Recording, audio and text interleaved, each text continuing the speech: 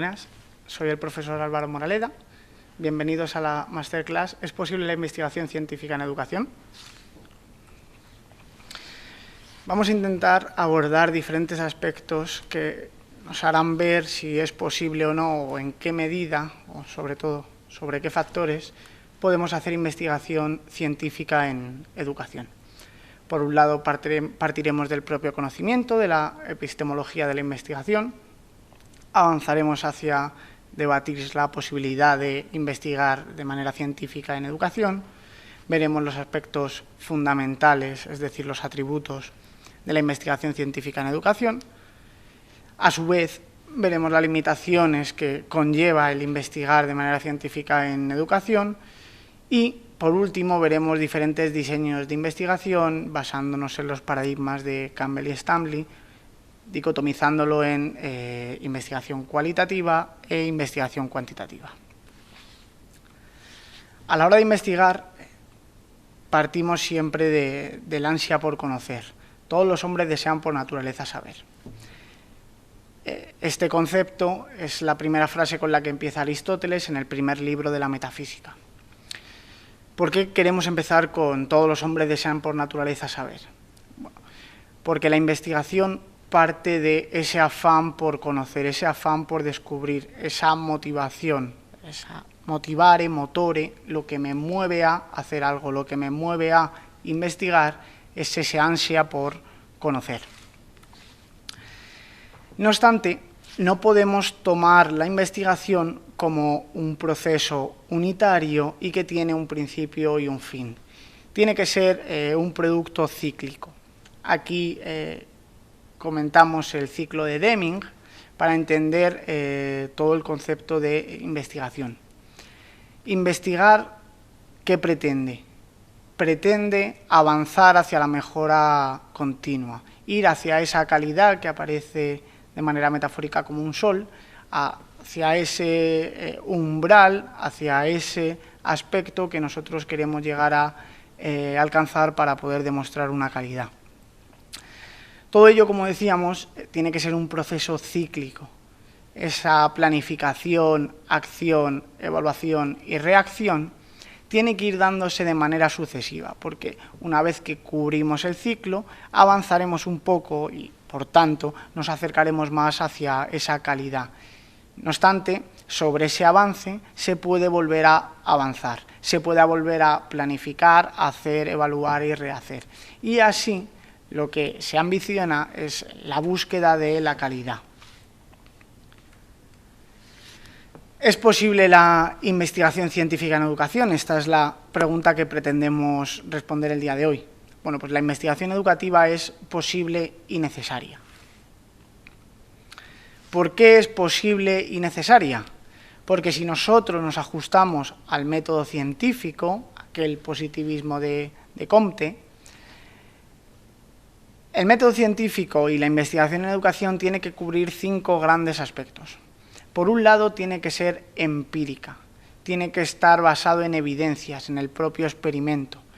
Tenemos que salir desde el plano pragmático al plano empírico, desde esa teoría a unas evidencias que refrenden los postulados que comentamos. Por otro lado, tiene que ser sistemática. Una investigación no se puede hacer de manera anárquica, sino que hay un conjunto de pasos muy rigurosos que debemos seguir para poder hacer ciencia en educación. Por otro lado, tiene que estar controlada. ¿Qué queremos decir con que una investigación tiene que estar controlada? Cuando nosotros investigamos sobre unas variables, vemos el efecto de unas variables sobre otras o cómo inciden entre ellas. No obstante, en educación generalmente trabajamos con el ser humano, y el ser humano es un ser compuesto de infinitas variables. Si nosotros queremos investigar de manera rigurosa, lo que tendremos que hacer es controlar todas esas variables extrañas, todas esas variables que pueden afectar a mi estudio, pero que no son las variables que yo pretendo medir. Por eso, el método científico tiene que ser, en este caso en educación, controlada. Aquí hay un verdadero problema, porque en detrimento de otras disciplinas como la física o la química, donde podemos trabajar en una esfera los átomos y ceteris paribus se controlan bastante las diferentes variables extrañas, en educación es muy complejo y es una limitación grande que encontramos. Por otro lado, tiene que ser objetiva, tiene que partir de hechos concretos y no de percepciones subjetivas, de interpretaciones. Tenemos que avanzar todo lo que se pueda hacia esa objetividad, sin obviar que en educación, tanto los investigadores como el objeto de estudio, en este caso los alumnos, tienen un trasfondo o una perspectiva subjetiva por el hecho de ser seres humanos. Y por último, tiene que ser formal, tiene que ser rigurosa.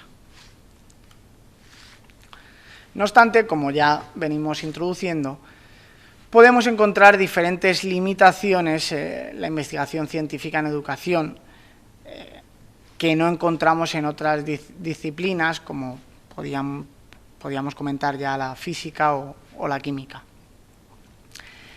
La primera limitación es el valor y la utilidad práctica.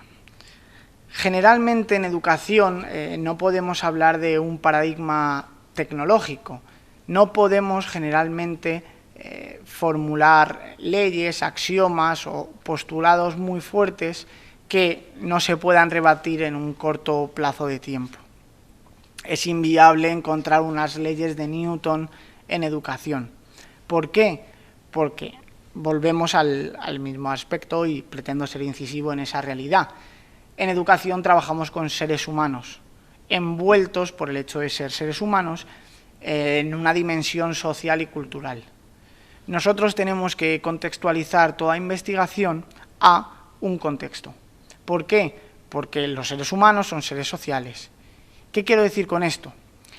En física, si llegamos a algunos hallazgos, serán los mismos y serán las mismas condiciones aquí que en el aula de al lado o incluso en Guatemala. En cambio, en educación, por poner un ejemplo, que un método educativo funcione aquí no implica que en Guatemala vaya a funcionar. De hecho, no implica que en el aula de al lado vaya a funcionar. Por tanto, tenemos que ser conscientes de esa coyunturalidad, de ese ser y estar como ente social. Por otro lado, tenemos que renunciar parcialmente a la generalización de los resultados. Como decíamos, en física y química, muy sencillo poder generalizar. Si esto se da aquí, en las mismas condiciones, se dará en.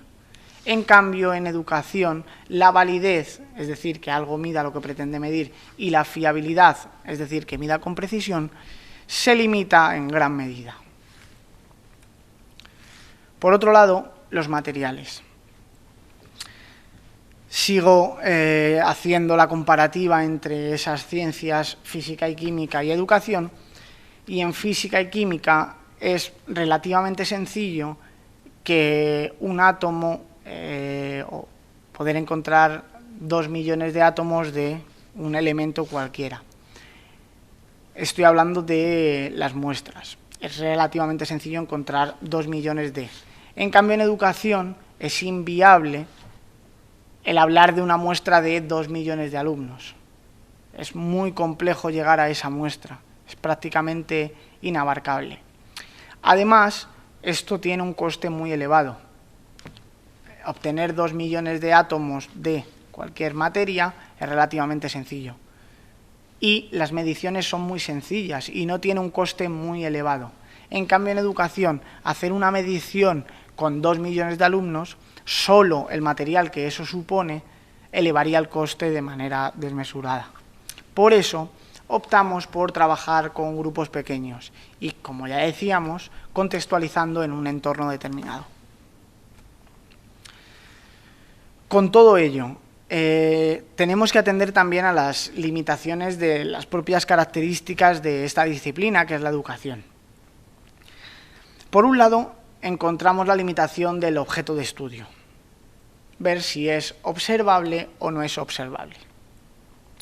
Medir la altura es algo sencillo y es observable, pero medir la inteligencia emocional no es tan sencillo y el objeto de estudio, no es observable. Por tanto, tenemos que acudir a diferentes mecanismos, diferentes métodos de evaluación para hacer un rodeo y acabar llegando a ese objeto de estudio, algo que es complejo y que obviamente limita el estudio. Por otro lado, vuelvo al concepto de coyunturalidad, o en este caso el factor ambiental. Tenemos que circunscribirlo a un grupo determinado, con unas características determinadas y con un, ¿cómo decirlo?, con un entorno social determinado. Por otro lado, y algo que a veces descuidamos, es el plano ético, el plano moral de una investigación. En educación trabajamos con seres humanos y el hecho de trabajar con seres humanos nos hace el ser especialmente cuidadosos o meticulosos con el plano moral. Si yo quiero ver cómo incide el tabaquismo en las edades infantiles, no puedo coger y a unos alumnos decirles, ustedes son el grupo control, por tanto ustedes no van a fumar. Y al grupo experimental decirles, ustedes son el grupo experimental y por tanto se van a fumar una cajetilla.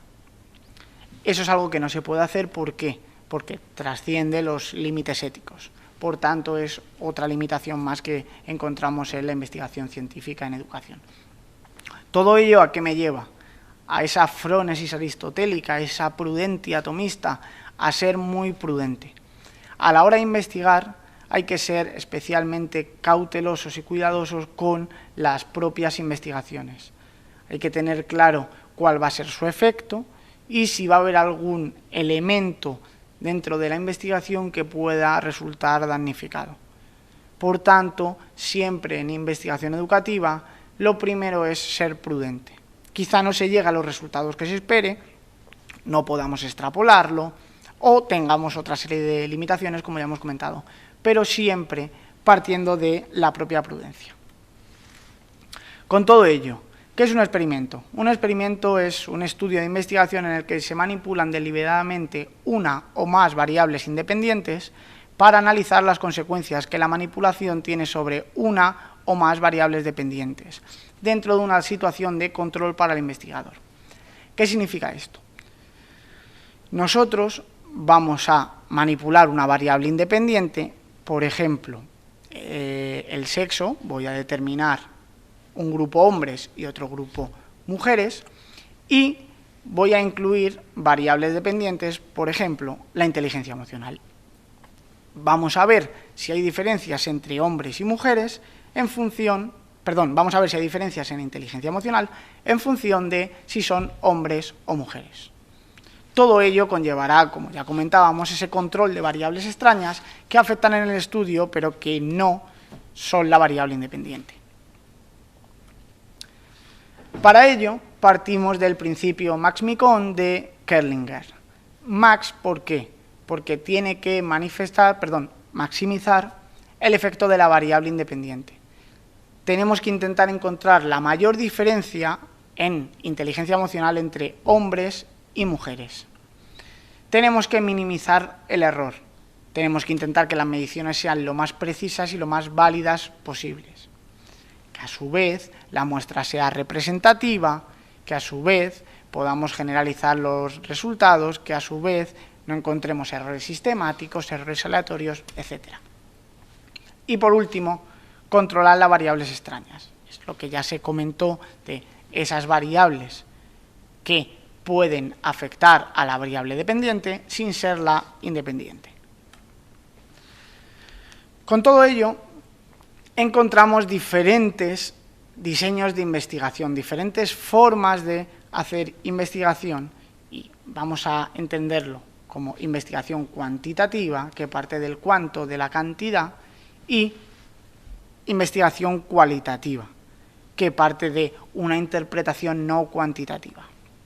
En la cuantitativa, como ya comentábamos, encontramos diferentes diseños de investigación y para ello nos apoyamos en Campbell y Stanley, que habla de diseños preexperimentales, donde no hay control de variables, diseños experimentales, donde hay control, las muestras son aleatorias y se manipula la variable independiente, diseños cuasi experimentales, donde aquí hay una cierta debilidad, que es donde generalmente se van a asociar los estudios de educación, y ahora veremos por qué, y diseños no experimentales, donde no hay variable independiente.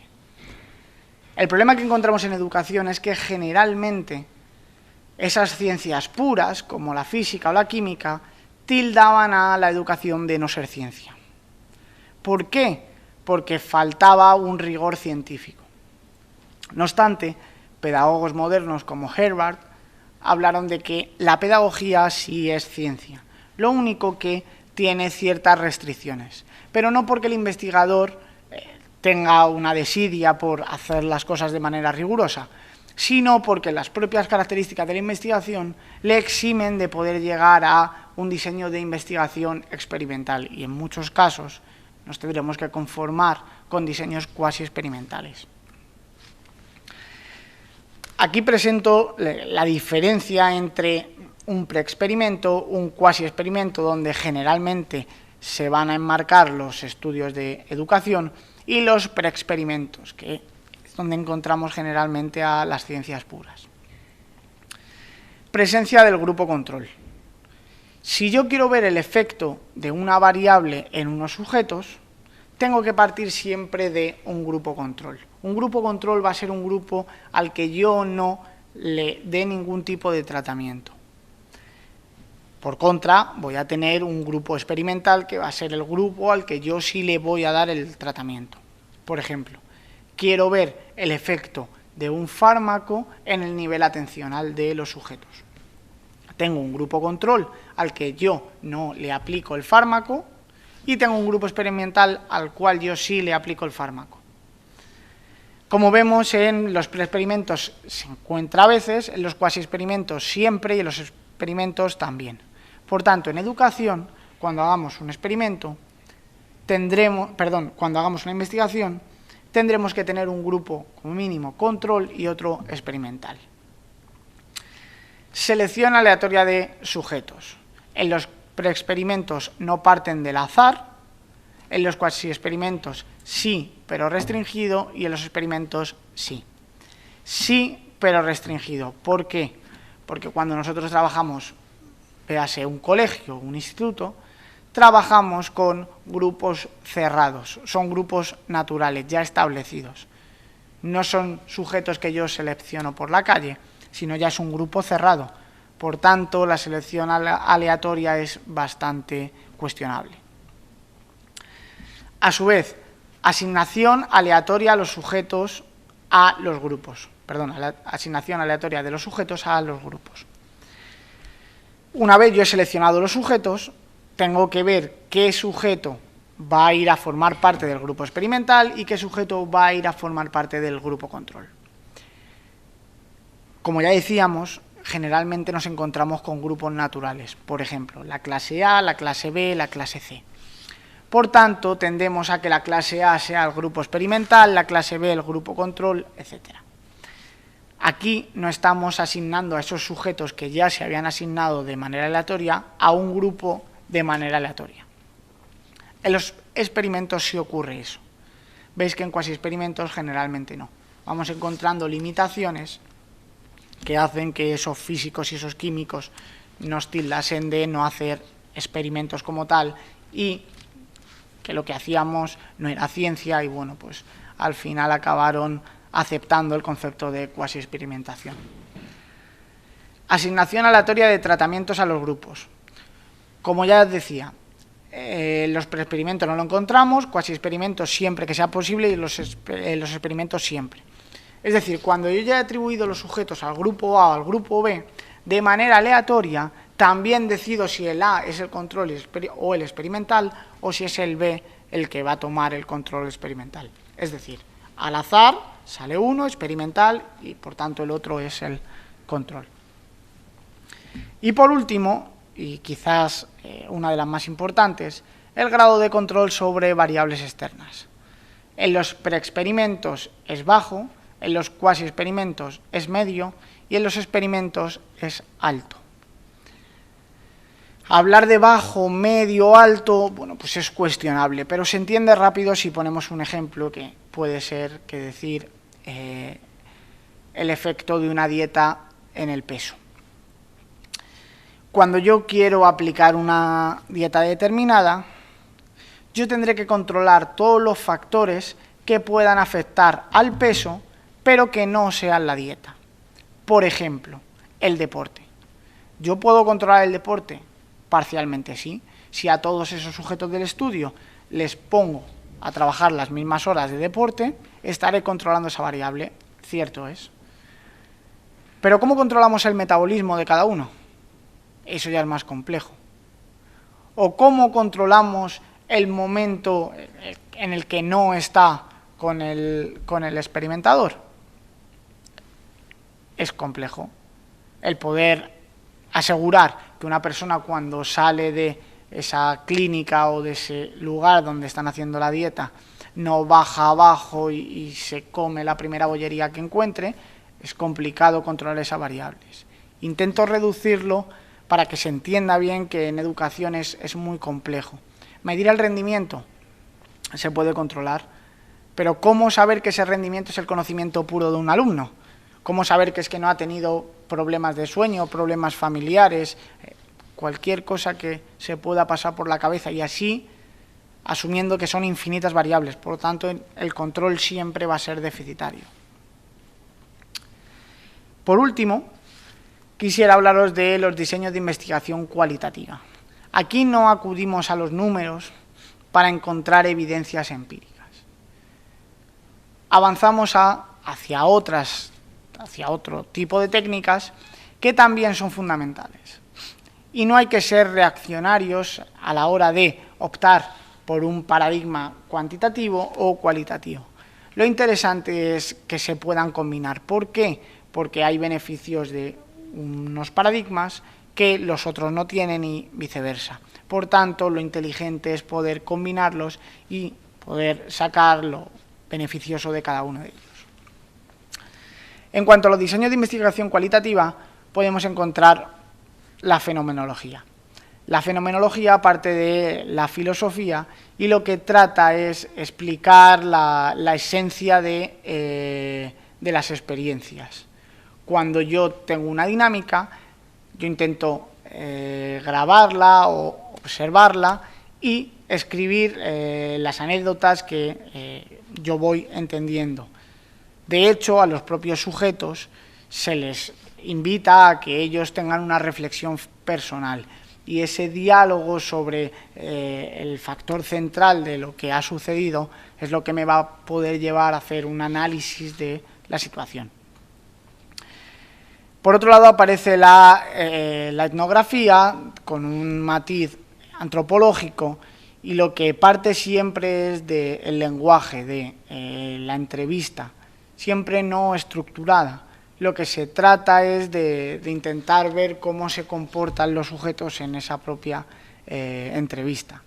Por otro lado, la teoría fundamentada, que parte de la sociología, es una entrevista también, pero el fin que tiene y el matiz que tiene la teoría fundamentada es que se va haciendo en diferentes etapas y se quiere ver la congruencia y disonancia en lo que el entrevistado comenta en un momento u otro. Por otro lado, la etnometodología, que parte de la semiótica, el lenguaje de los signos, intenta registrar de manera auditiva y verbal tanto la comunicación verbal como la comunicación no verbal, y todo ello pues con el registro de audio-vídeo. La investigación-acción parte de una teoría crítica y lo que trata es hacer una investigación que en la propia investigación se promueva el cambio. Lo interesante no es el producto de la investigación, sino el proceso. Cómo la realidad o cómo la sociedad o ese entorno con el que yo trabajo ha cambiado en el propio proceso de investigación. Y por último, los estudios de corte biográficos son entrevistas donde el sujeto pues, te da una visión subjetiva de su realidad y te cuenta pues esa situación o ese entorno que uno pretende indagar o que pretende investigar. Bueno, y con esto acabaríamos la masterclass de ahora.